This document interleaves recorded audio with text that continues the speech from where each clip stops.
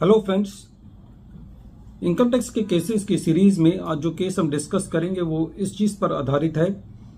कि क्या हर एक बोनाफाइड मिस्टेक के लिए रेक्टिफिकेशन एप्लीकेशन फाइल की जा सकती है,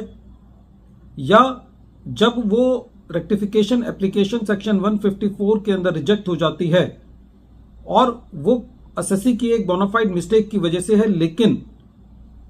उससे यह नहीं पता चलता कि वो एक मिस्टेक अपरेंट फ्रॉम रिकॉर्ड है, तो क्या ऐसे केस में यदि कमिश्नर उस सेक्शन 154 का जो रिजेक्शन ऑर्डर है उसके अगेंस्ट रिवीजन एप्लीकेशन को रिजेक्ट कर देता है, तो क्या ये जस्टिफाइड है? Present issue Patna high court ने अपने एक case hotel Rajlakshmi versus principal commissioner of income tax and others के केस में डिसाइड किया और ये केस 483 ITR पेज नंबर 258 पर रिपोर्ट हुआ। इस केस का जजमेंट 13 सितंबर 2023 को आया। प्रेजेंट केस असेसमेंट ईयर 16-17 से रिलेटेड है। प्रेजेंट केस के फैक्ट्स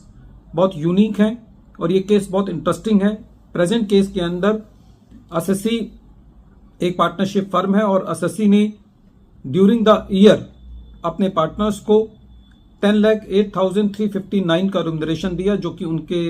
हैंड्स में एज बिजनेस इनकम टैक्सेबल था। लेकिन एसएससी की इनकम टैक्स के रिटर्न से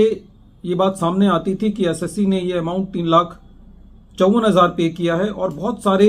एक्सपेंसेस क्लब करके अदर एक्सपेंसेस के हेड में डाले गए थे, जिसकी वजह से सीपीसी ने सेक्शन 143 का इंटीमेशन भेज करके एसएससी के हैंड्स में कुछ अमाउंट टैक्सेबल किया। सारे फैक्ट से ये बात पता चलती थी कि ये एक मिस्टेक अपरेंट फ्रॉम रिकॉर्ड नहीं है, क्योंकि कुछ खर्चे क्लब करके इकट्ठे दिखाए गए थे और पूरे फैक्ट से ये पता चलता था कि सही चीज को डिराइव करने के लिए पूरे एक एनालिसिस की जरूरत है, पूरी एक प्रोसेस की जरूरत है, जिससे ये पता चले कि एसएससी ने सही एक्सपेंसेस क्लेम किए हैं या नहीं किए। एसएससी ने सेक्शन 154 की एप्लीकेशन फाइल की, जिसको ये कह के रिजेक्ट किया गया कि ये मिस्टेक अपरेंट फ्रॉम रिकॉर्ड नहीं है, क्योंकि एट द फेस जो डिसअलाउंस किया गया था वो एसएससी उसको एक्सप्लेन नहीं कर पा रहा था। जब सेक्शन 154 की रेक्टिफिकेशन को रिजेक्ट किया गया एसएससी की, तो एसएससी ने इसके लिए एक रिवीजन एप्लीकेशन फाइल करी सेक्शन 264 के अंदर। सेक्शन 264 के अंदर कमिश्नर के पास ये पावर होती है कि वो सुमोटो या एक एप्लीकेशन के द्वारा, जो कि किसी प्रोसीडिंग के अंदर कोई ऑर्डर पास किया गया है, उसके अंदर एक रिवीजन कर सकता है, लेकिन ये revision prejudicial to the SSC नहीं होनी चाहिए। जब कमिश्नर ने इस रिवीजन एप्लीकेशन को सुना तो कमिश्नर का ये कहना था कि प्रेजेंट केस के अंदर जो इशू है वो सेक्शन 154 का है और सारे फैक्ट से ये पता चलता है कि प्रेजेंट केस के अंदर ये मिस्टेक अपरेंट फ्रॉम रिकॉर्ड नहीं है और प्रेजेंट मैटर के अंदर पूरे एनालिसिस की जरूरत है। और ये कहते हुए कि ये एक मिस्टेक अपरेंट फ्रॉम रिकॉर्ड का केस नहीं है, इसलिए क्योंकि ये रिवीजन एप्लीकेशन सेक्शन 154 पे आधारित है, इसलिए रिवीजन भी प्रेजेंट केस में नहीं की जा सकती। एसएससी ने इस रिवीजन की रिजेक्शन के अगेंस्ट रिट पिटीशन दायर करी और सुप्रीम कोर्ट का भी ये कहना था कि प्रेजेंट केस के फैक्ट से ये बात सामने आती है कि एसएससी की ये दलील कि कोई मेरी एक बोनाफाइड मिस्टेक है,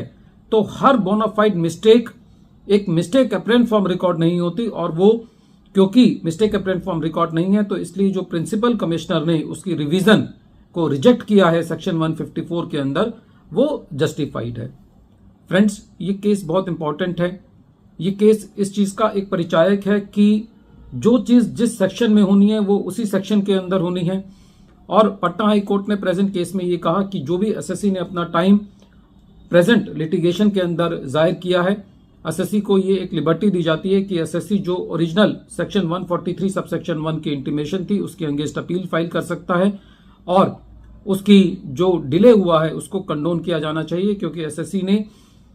जो टाइम अपनी लिटिगेशन में जाहिर किया है उसका बेनिफिट उसको मिलना चाहिए। वीडियो के अंत में एक बार फिर मैं केस का नाम रिपीट कर रहा हूं। केस का नाम है